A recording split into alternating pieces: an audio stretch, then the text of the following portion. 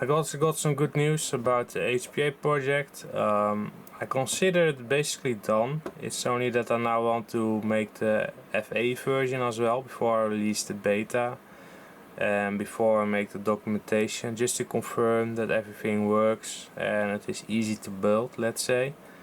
But yeah, increasing the canister is definitely better.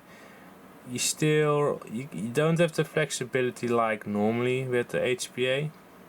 I think that got a lot to do with the Mac rubber that I use. It's A85 in softness, let's say. I think if you use a softer one, it's more easy for the air to blow it up and seal against the nozzle, so it will be more efficient. But that's something that maybe other people can explore. I will keep it with this one, and it functions fine as if you use it on 140, 130 psi.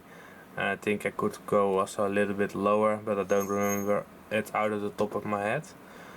But yeah, I consider it now that it is a success, that it worked.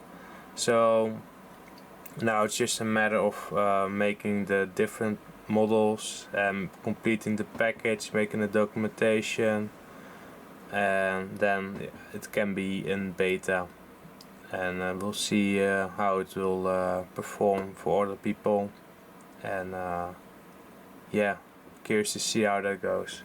Extending this piece does mean is that the small magazines, like let's say a normal 17 or the 19 magazine, is probably no longer really an option, because you need to be able to hide it inside of there. But as you can see, if you use the, let's say, the FGC-9 sized magazine, or the 500 rounds one, the long one, the XL magazines, whatever you want to call it, you can see it fits fine with the hose.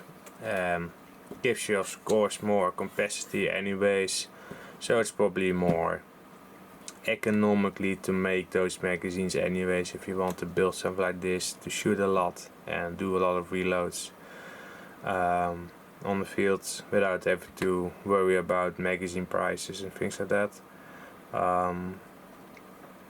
Again, technically you could make this system also inside of the magazine, because this concept, it will work if you do that, but I do find it is quite a lot of work to make this. So I'm more of the opinion, if you want to apply the system later to a different project, just make it so you have to make it only one time, and you can just make simple to print and cheap to make in time and materials magazines.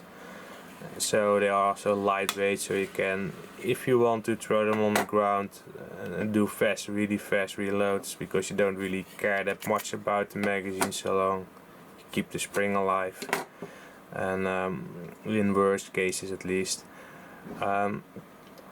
It seems to be more practical. You can also imagine if you want to technically make this system, but then with a larger magazine, because it looks nicer in your opinion, let's say AK magazine or from AR-15, then of course you can enlarge the mag wall and make just a larger host magazine for this type of system, let's say.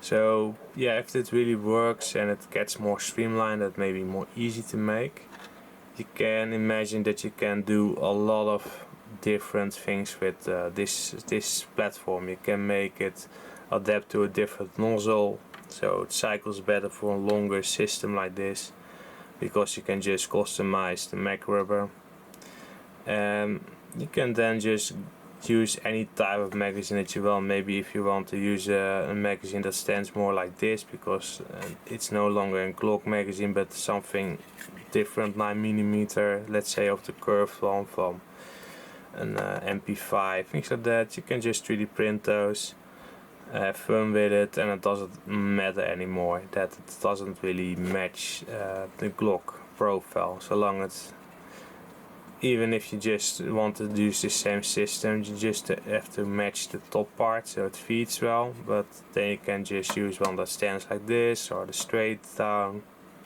things like that. Change the look of the magazine, whatever you want. So There's a potential option, but only time will tell.